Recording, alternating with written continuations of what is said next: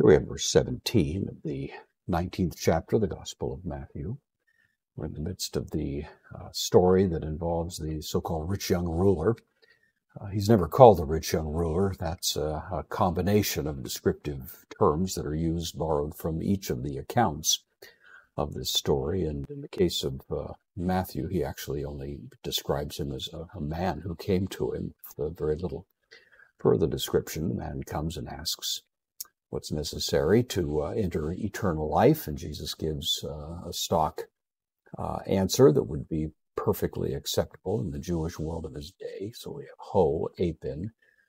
The ho here is the article, but it can function as a pronoun. So he, postpositive, but he said, apin, from lego, I say, third person singular, aorist active indicative, auto, indirect object, to him, to the rich young ruler, te, why or what, either one, context determines. Here it's going to be why.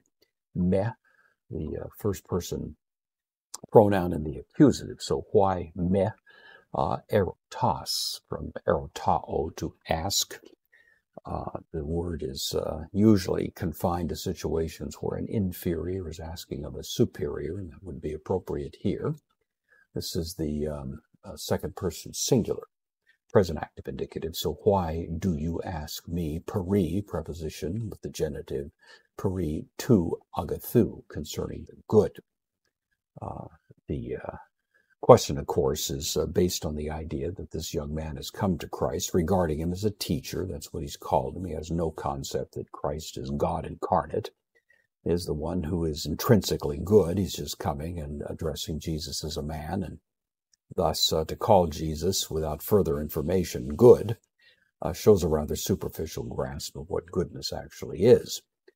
Jesus, in denying his goodness here, as some skeptics have tried to make out, but certainly Jesus is responding to the man in the context of the man's own question. Jesus continues, hos, adjective means one. One estin is ho agathos, one is good. He doesn't say God, but of course that's implied strongly. That's obviously what Jesus is saying. Only one is good, and that is God. And Jesus doesn't deny here that he's God, for that matter. He's just simply making the point to the rich young ruler concerning the question raised. Then he continues to respond to the question as asked. So A takes the indicative. If you wish, thales, from fellow, I wish or I want. This is the second person singular, present active indicative. But if you want, ace, into, with the accusative, tain, zoane, into life, asealthen, to enter, from aserchomai. This is the aorist infinitive. So if you wish to enter into life, tereson. This is from tereo, to keep. This is the imperative. It's the second person singular, aorist active imperative. Keep, tos, into los. That would be an answer that would be given by any decent Jewish rabbi. Jesus answers the man in the context of, with the frame of reference of the man's own understanding. So keep the commandments.